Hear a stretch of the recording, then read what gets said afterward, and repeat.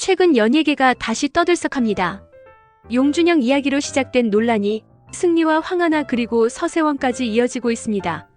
이 모든 이름 뒤에는 캄보디아라는 공통 키워드가 있죠. 오늘은 그 흐름을 차근히 살펴보겠습니다. 용준영 논란의 재점화. 먼저 용준영 이야기부터 보겠습니다.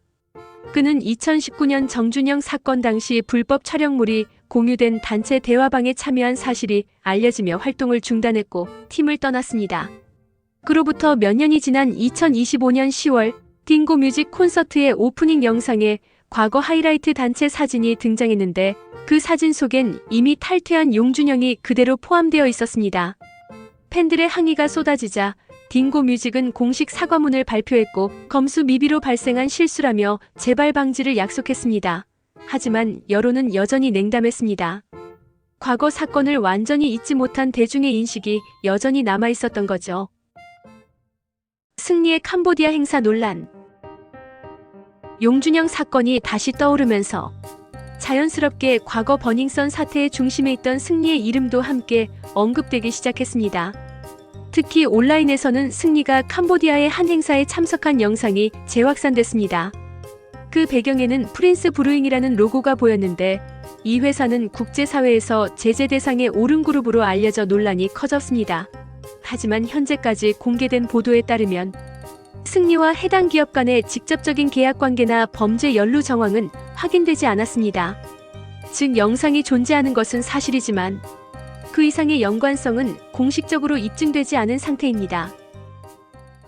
황하나의 캄보디아 체류설. 승리 논란과 함께 또 한 명의 인물이 언급되고 있습니다. 바로 황하나입니다. 그녀는 과거 마약 관련 혐의로 처벌을 받았고 이후 근황이 불분명했습니다. 최근에는 온라인 커뮤니티를 중심으로 황하나가 캄보디아 푸놈펜에 체류 중이다라는 목격담과 추정 글들이 퍼지고 있습니다. 하지만 캄보디아 당국은 공식적으로 해당 인물의 입국 기록을 확인하지 못했다고 밝혔습니다.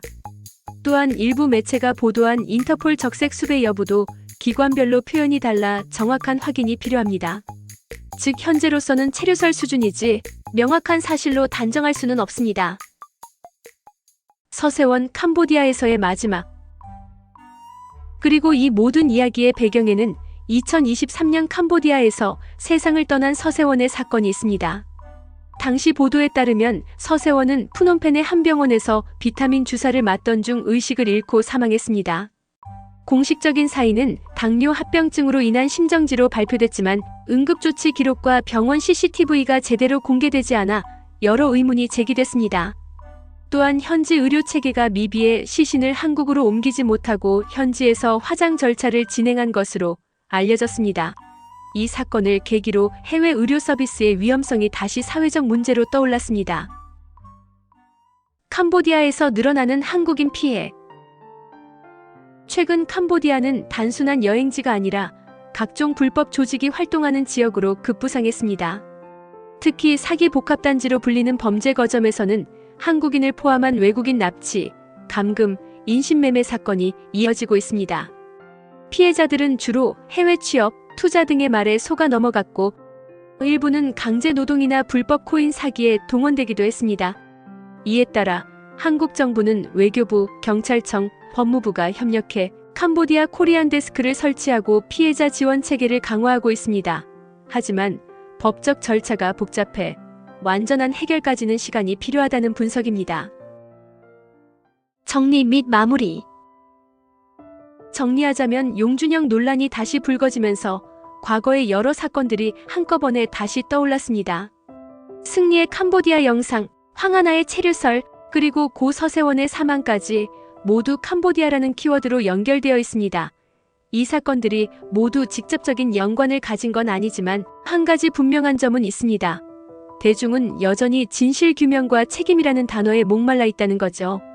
확인되지 않은 추측보다 공식 발표와 사실에 근거한 정보가 필요한 시점입니다.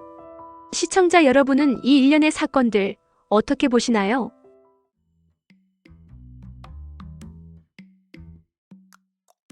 지금까지 시청해주셔서 감사합니다. 구독과 좋아요, 알림 설정은 다음 콘텐츠 제작에 큰 힘이 됩니다.